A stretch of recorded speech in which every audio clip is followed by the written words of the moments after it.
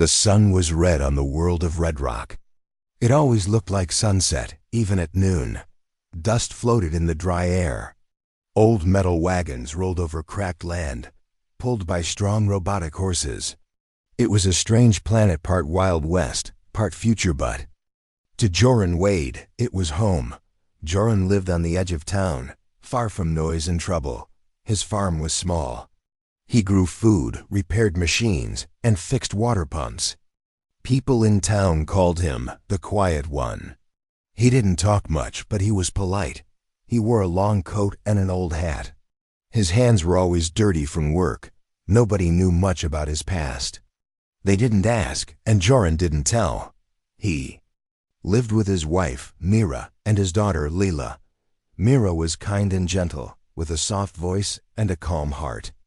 Leela was just 9 years old, full of laughter and energy. She had a small robot dog named Bolt, made from scrap parts Joran found. It barked and beeps and followed her everywhere. Their home was simple but strong. Solar panels powered the house. A windmill helped pump water. At night, they sat together on the porch, watching stars move across the sky. Joran never spoke of where he came from, but he sometimes woke from dreams with sweat on his face. He would sit in the dark, looking out into the desert, as if remembering something he had buried long ago. One morning, Joran and Leela fixed a broken fence while Myra prepared lunch. The sun was hot, and Lila wiped her forehead with her sleeve. "Papa," she asked, "why don't you go to town more?" Joran smiled a little and said, "I've been to enough places. I like it here." Leela nodded, though she didn't really understand. She liked her father's voice, even when he didn't say much. He always made her feel safe. That afternoon, a stranger arrived in town. He rode a black hoverbike, covered in dust. His face was hidden behind a metal mask. He went to the saloon, said nothing, and drank quietly. But the sheriff noticed the strange mark on his jacket, the symbol of the Rust Fangs, a gang of outlaw aliens known for stealing, burning, and killing. The townspeople had heard of them. They had attacked settlements in the east. No one had seen them and lived to tell the full story.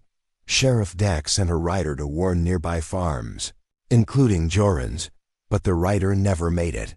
That night, the sky was quiet. Leela fed Bolt and laughed as the robot chased a desert beetle.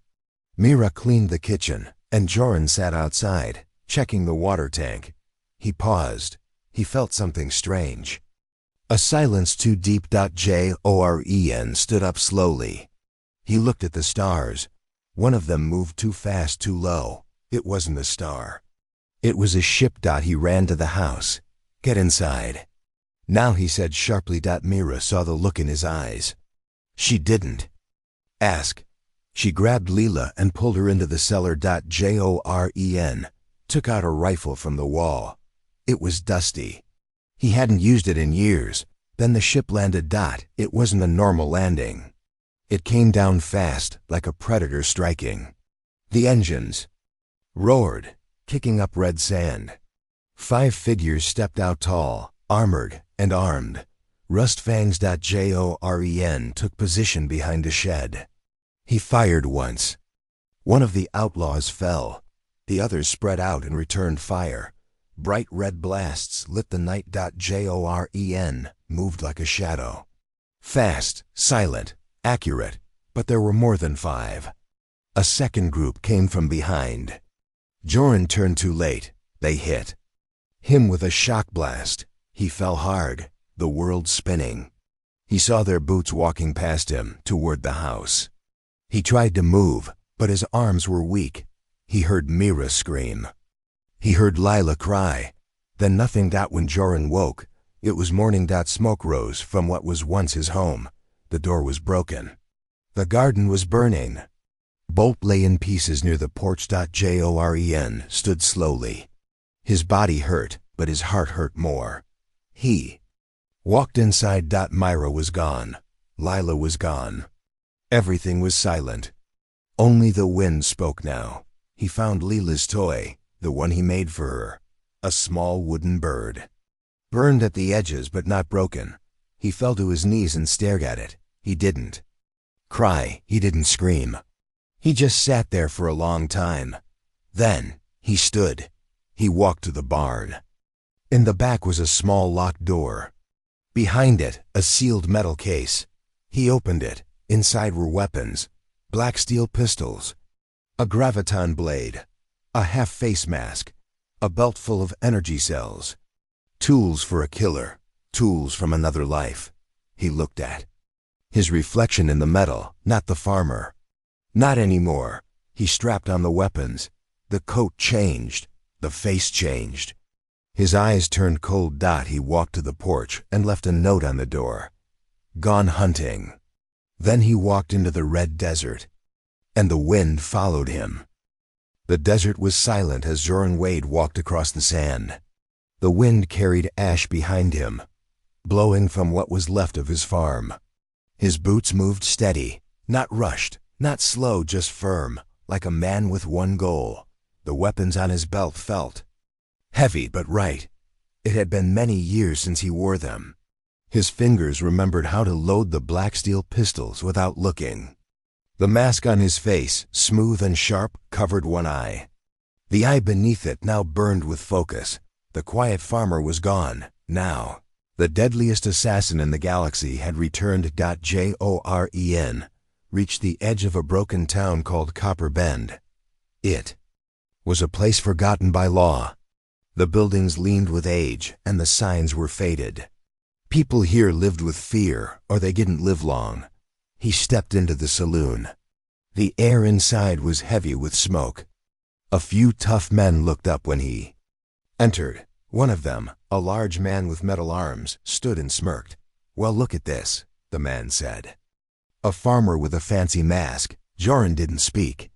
He walked to the bar. "I need names," he said quietly to the bartender. "Rust fangs, who's seen them?" The bartender looked scared. He didn't answer. The man with metal arms laughed. "You got a death wish, friend. You don't ask about the fangs unless you want to be buried." Joran turned around. "Do you know them?"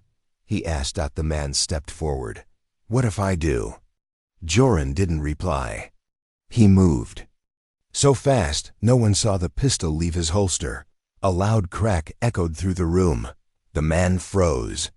His metal arms sparked, hit in the center. He dropped his weapon and stepped back, stunned. "I'm not here to talk," Joran said coldly. "I'm here to end this." He turned to the bartender.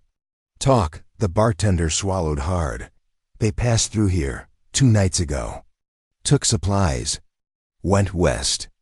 Said something about the ridge. That's all I know, I swear." Joran nodded once. He turned and walked out.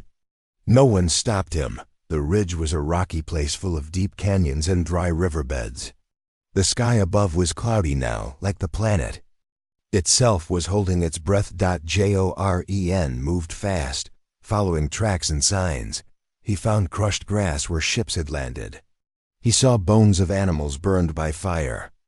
And he saw the mark scratched onto a stone, the rust fang symbol, a jagged circle with 3 spikes. He knew he was close. By nightfall, Joran reached a small camp hidden in a canyon. 5 outlaws sat around a fire. They laughed, cooked meat, and drank stolen bottles. One of them had a red claw on his shoulder. Joran recognized it. That one had been at his farm. He didn't wait. A flash of light from the canyon wall. One outlaw fell backward, shot clean through the eye.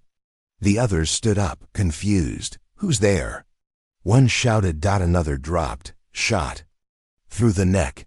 The last 3 grabbed weapons, firing into the dark. But Joran had already moved. He was behind them now. He jumped down, rolling once, then shot the 3rd one before he could turn. The 4th tried to run. Joran pulled his blade. A blue line flashed through the air, and the man fell with a cry. Only one was left, the one with the red claw. He dropped his gun. "Wait, please," Joran aimed. "You were at my farm." The outlaw raised his hands. "Yes, but it wasn't my choice. Vexer gave the order. He said burn it all." He didn't care who lived there. Joran stepped closer. Vexer? He's the boss, the man stammered. Leader of the Rustfangs, big alien. Where's bone armor? Lives in the Red Fortress up in the Cinder Canyons. That's where the rest of them are. Joran didn't lower his gun. You killed a child. I didn't know she was there. You didn't care, Joran said. Then silence.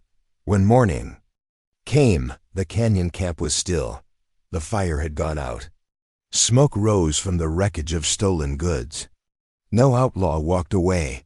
Joran sat alone, reloading his weapons. He took the red claw patch from the last man and put it in his coat pocket. He stood and looked toward the horizon. Cinder Canyons were far from here, dangerous, full of old mines and alien ruins.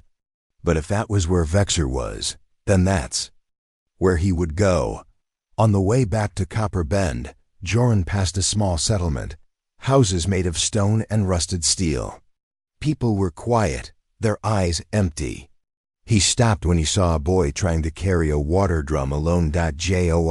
Ian lifted it for him. The boy looked up. Thank you, sir, he said. Are you a soldier? Joran shook his head. Not anymore. The boy nodded. I heard the Rustfangs are nearby. They took my uncle's tools, beat him bad.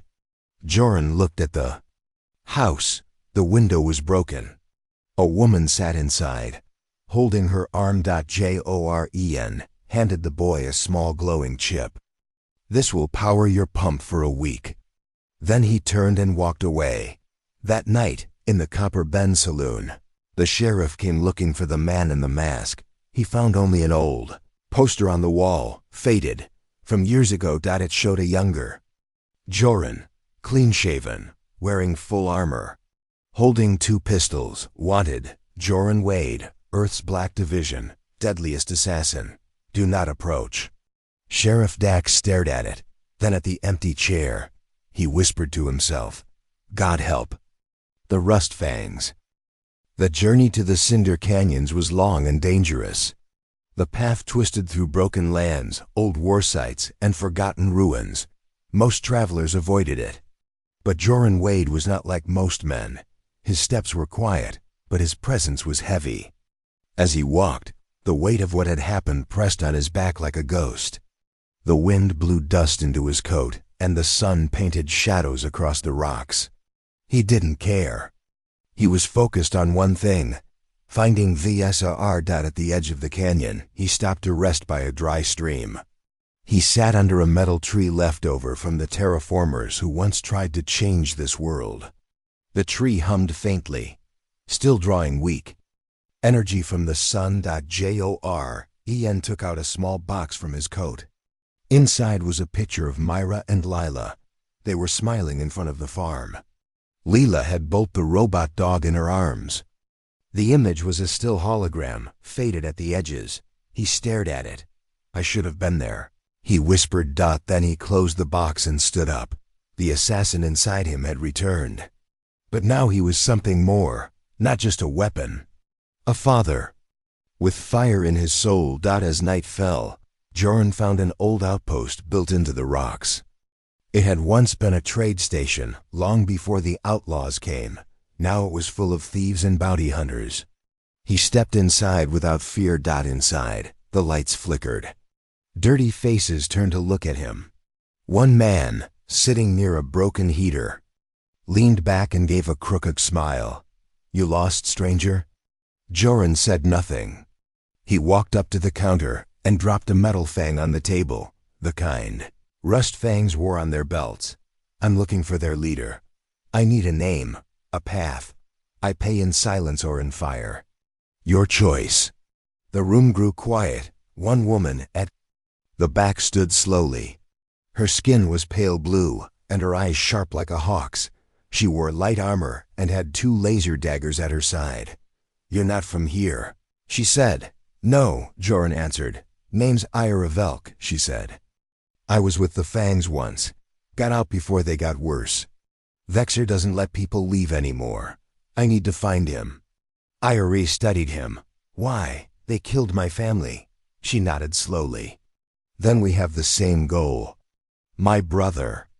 Died by Vexer's hand. I'll show you the way. But it won't be easy. Joran's voice was calm. I don't need easy. The next day, they rode together on a rusted hoverbike across the black sands of the high ridge. Ira guided them through broken cliffs and narrow trails. She spoke as they moved. Vexer's fortress is deep inside the canyon. Old alien tech built into stone. No one gets close without being seen. He's got guards, drones, energy shields. It's a death trap. Joran checked his weapons. Sounds familiar. You've done this before? She asked. He looked ahead. Many times. As they reached a cliff edge, Ira stopped the bike and pointed to a dark gap between two hills. That tunnel leads to the back of the fortress. Hidden entrance. I found it when I ran. Joran nodded. We'll take it. But first, Ira said, you'll need gear. Yours is old. The weapons you carry, they're powerful, but slow. If you want to fight Vexer's army, you need more. I don't need more, he said. I just need to get close. Still. They stopped at a secret trader station built into a cave. The trader, a small four-armed alien named Rink, sold stolen tech. Joran bought new ammo, a small energy pulse to break shields, and a black cloak that could hide body heat from scanners. He also asked for a name someone who knew Vexer's movements. Rink hesitated but then said, there's one. Name's Kraft, part robot. Drinks at the junk pit. Last town before the fortress. Joran didn't thank him. He just left. They reached the junk pit that night. It was a town made of broken ships and metal pieces. Lights flickered like dying. Stars and smoke rose from every corner. Music played from rusty speakers. The place smelled of oil and fear. Inside the bar, Kraft sat with his feet on the table. One eye glowed red. His arm was made of thick steel, and his face had lines from old welding scars. When Joran entered, Kraft looked up and laughed. You again? Thought you were dead. Joran walked up to him. You were at the farm. Kraft smiled. Many farms, friend. Joran drew his pistol and shot the bottle out of Kraft's hand. Glass flew across the room. Kraft stood, angry. You got a death wish? No, Joran said. You do. Ira stepped forward. Talk, Kraft. Tell us where Vexer is. Or I'll let him shoot your other arm. Kraft looked between them and realized he was trapped. He sat down again. Vexer is in his fortress, gathering forces, planning a raid on Redwind. He wants to burn the whole town, just like your farm. Joran's voice dropped low. When? In 2 days, Kraft said. At dawn. Joran didn't blink. Then I'll be there before dawn. He turned and walked out. As the sun rose, Joran stood on a tall rock overlooking the land. The wind blew his coat. Ira stood beside him, quiet. You're really going to walk into the fortress alone? She asked. Yes. You'll never make it. I only need one shot. She watched him, then smiled a little. If you die, at least take him with you. Joran looked to the horizon. I won't die, not until it's done. Then he walked forward, toward the fire waiting. In the canyons.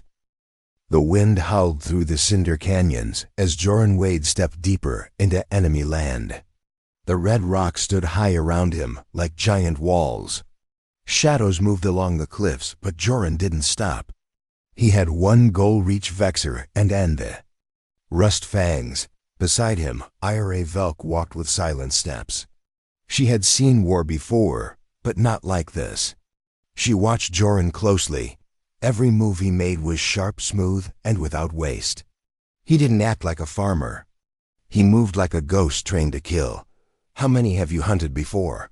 She asked. Joren didn't look at her. Too many. They passed a broken tower half buried in rock. It had once been a guard post.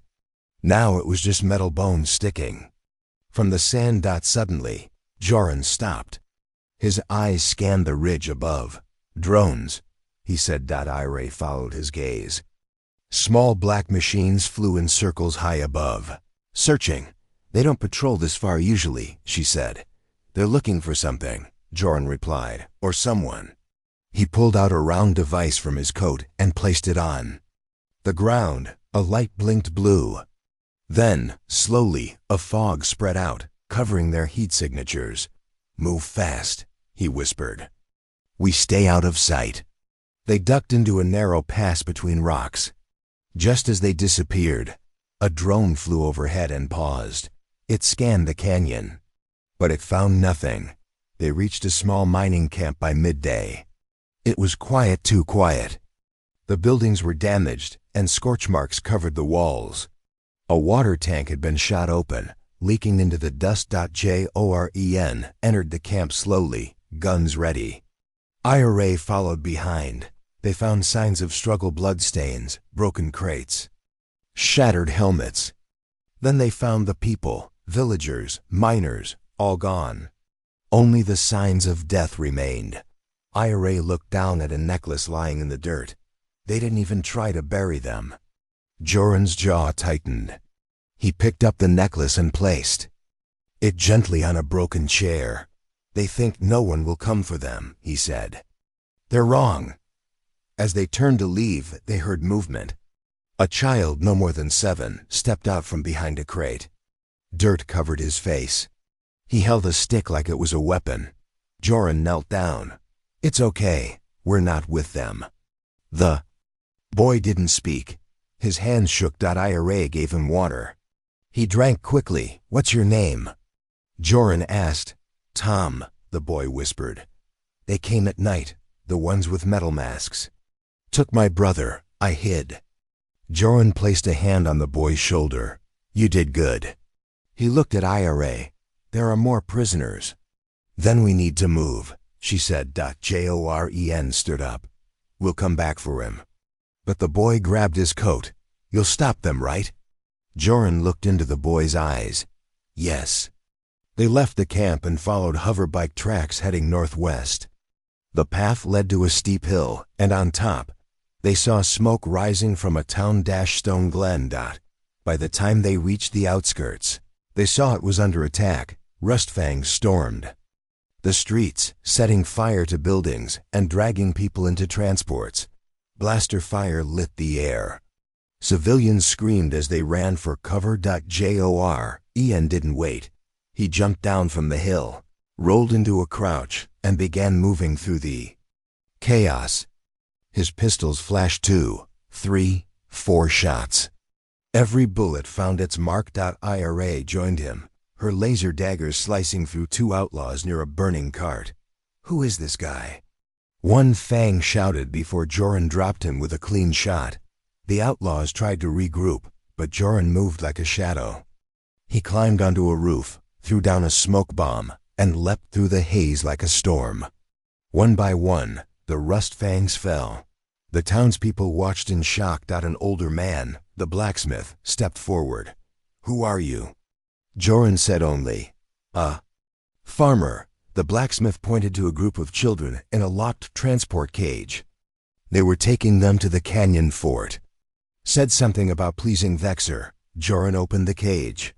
The children ran to safety. Vexer will answer for this, he said. After the fight, the town thanked him.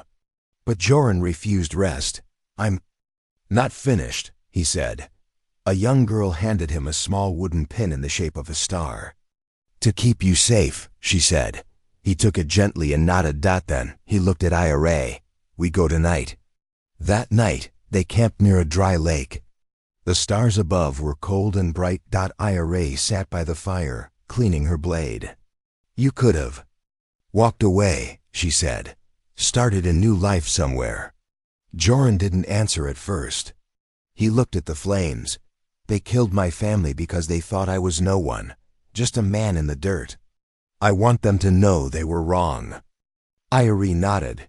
You're not like the others. Joran looked at her. Neither are you. They shared a moment of silence. Then IRA smiled. We make a good team.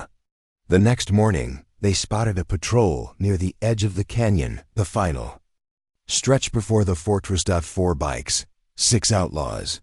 A large supply drone. JOREN crouched behind a ridge. We take them. No survivors. IRA nodded. They struck from above. IRA jumped first, slicing one rider's neck with her blade. Joran landed beside another, blasting 2 shots through his chest. The rest tried to flee, but Joran shot the drone's engine, causing it to crash in flames. One outlaw begged for his life. Joran aimed without speaking. You've brought thunder to this land, IRA said as the smoke cleared. Joran holstered his guns. And I'm not done yet. They looked ahead. Far in the distance, across the broken earth, the fortress of Vexer stood like a black mountain. Towers rose into the sky, surrounded by walls of red steel and guarded gates. Joran's eyes narrowed. I'm coming. The sun rose slowly over the red cliffs of the Cinder Canyons. Sharp shadows stretched across the rocks like claws. High on a ridge, Joran Wade and IRA Velk stared down at the enemy fortress. It looked like a beast asleep. Towers shaped like horns, metal walls built into the rock, glowing red lights across its surface. Vexer's stronghold. It was more than a base. It was a city of war. Ships came and went. Drones floated above the gates. Guards walked along the walls. Turrets watched every corner. And deep inside that place, surrounded by layers of steel and soldiers, waited the monster who had destroyed Joran's life. Joran didn't speak. His eyes were cold and steady. IRA crouched beside him, scanning the fortress through her lens. There's no way through the front. Too many patrols, too many guns. We take the back, Joran said. There's a shield wall around the canyon, she replied. We'll need a code to disable it. I got one from the last patrol. I downloaded it into this chip. Joran held up a small black device. IRA blinked. You don't miss anything, do you? Joran stood. No. That night, the two moved like shadows. They waited until the moon was behind clouds. Then they slipped down a hidden path into the lower canyon. The rocks were sharp, and the drop was steep. But Joran moved with calm steps, as if he had done this 100 times. They reached the side gate, hidden under a ledge. A small panel blinked beside it. Joran inserted the chip. The shield shimmered, then vanished for a second, just enough. Time to step through. They were inside. The lower tunnels were dark and quiet. Pipes ran along the ceiling. Steam hissed from old valves. The walls were made of alien metal, red and smooth, with strange markings carved deep into them. We're under the fortress now, IRA whispered. Joren nodded. This is where we split. What? You help the prisoners. Free whoever they're keeping. Get them out. What about you? I'm going to find Vexer. IRA stared at him. You can't face him alone.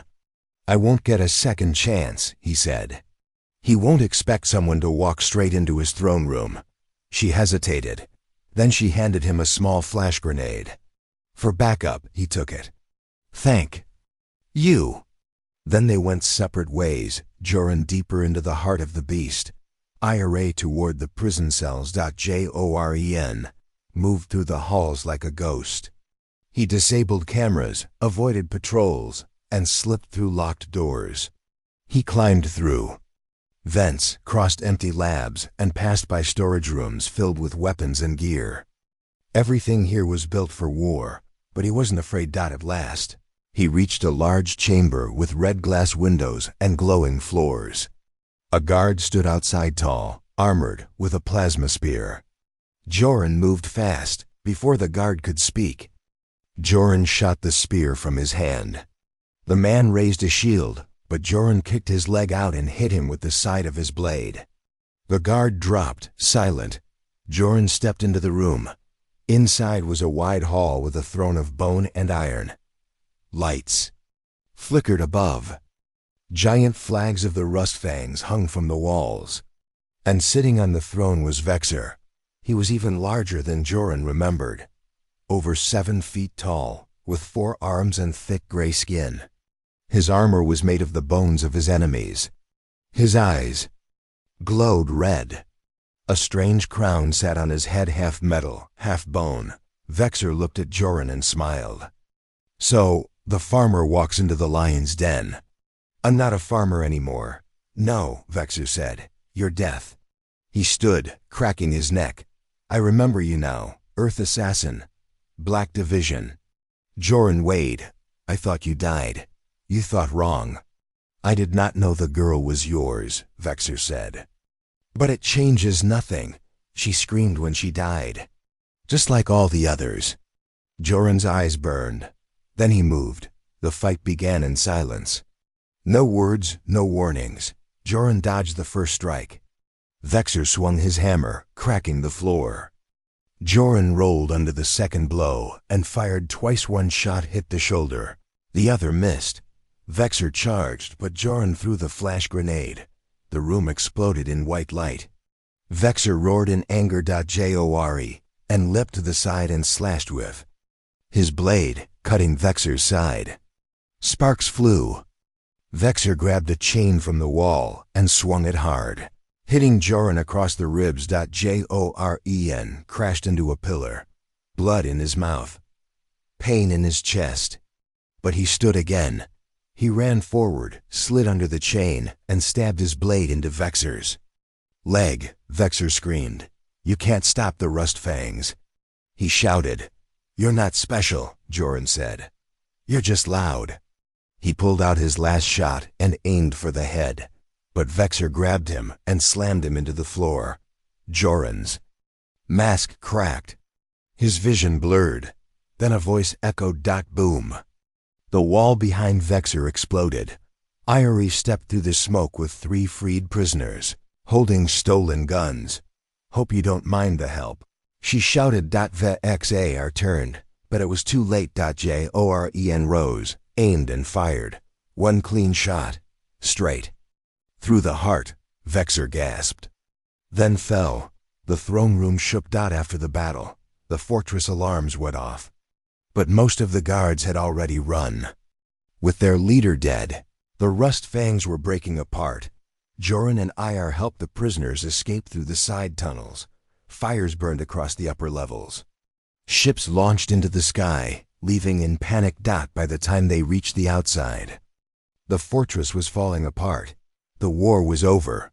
Later, at the top of a cliff, Joran stood in silence. He looked down at the place where Vexer had ruled. Now it was only rubble. Ira walked up beside him. You did it, she said. Joren didn't answer. She placed a hand on his arm. What now? He looked at the horizon. I'll find peace. Maybe build again. You sure? No, he said, but I'll try. Then he turned and walked away, leaving the ashes behind him. The fortress of Vexer lay in ruins.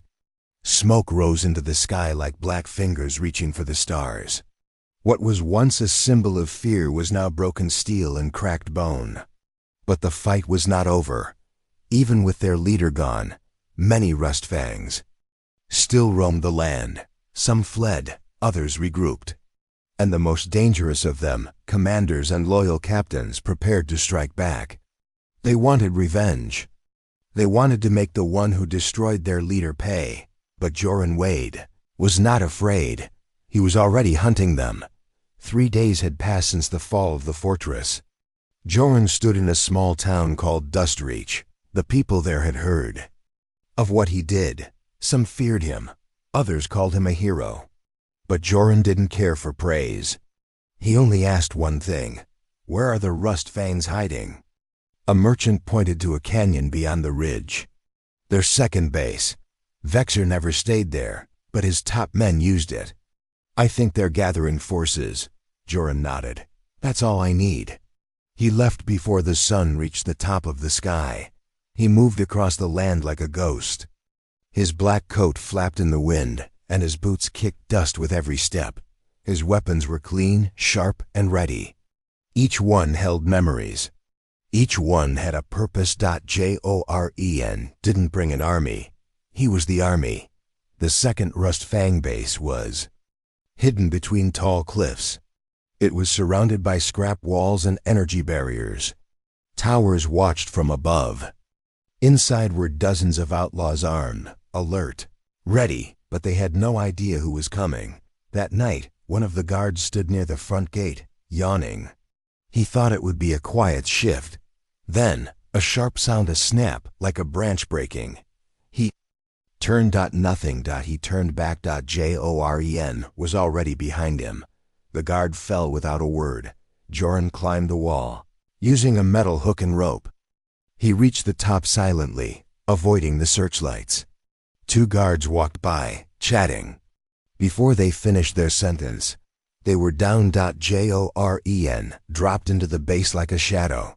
Inside, he moved fast. He disabled power lines, planted explosives, and marked targets. His mind was focused. His heart was cold. He passed a room where 5 outlaws sat at a table, drinking. He threw a small flash device inside. Boom. They never saw him. Another hallway, 2 armed men guarding a door. Joren slid across the floor, fired twice, and kept moving. Then, alarms rang. They knew, but it was already too late. Lights flashed red. Sirens screamed. The whole base came alive.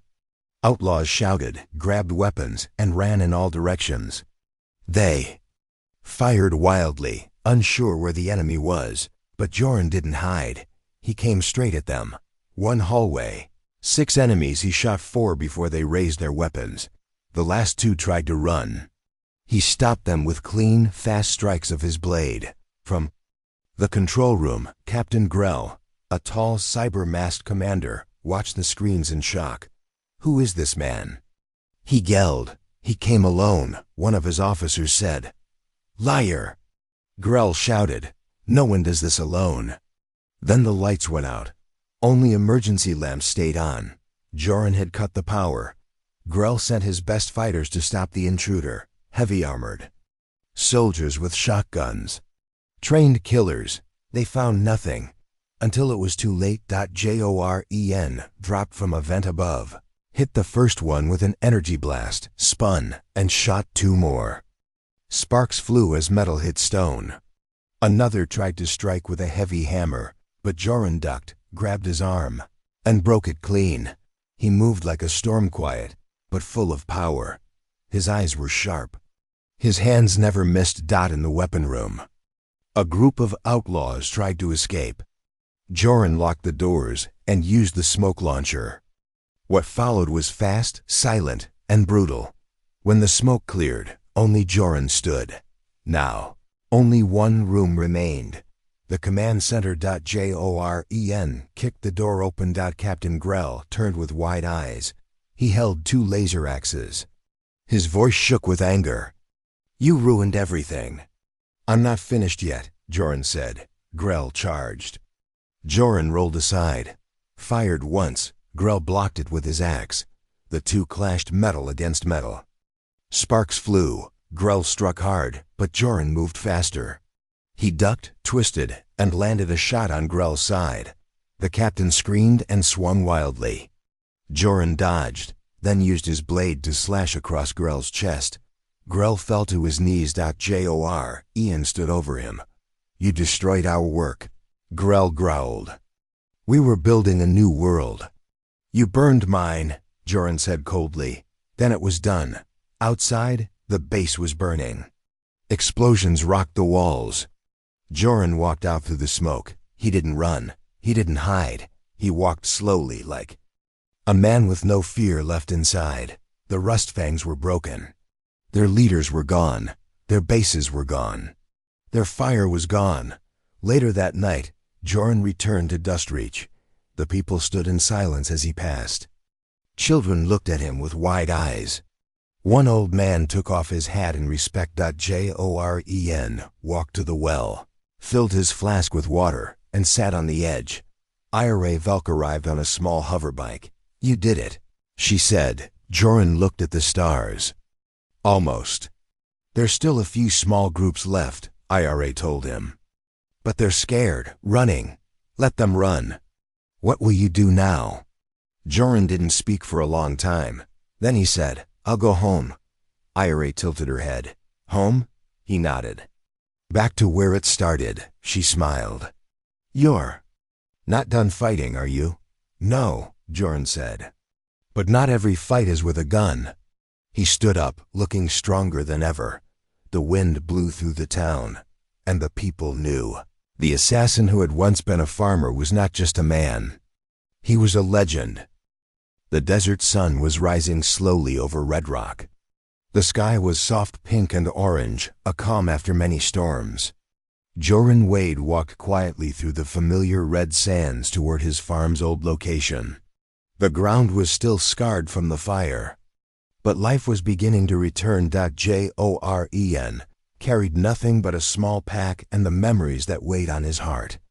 He had defeated Vexer, destroyed the Rustfang's power, and hunted down their leaders. The war was over. Now, it was time for something new.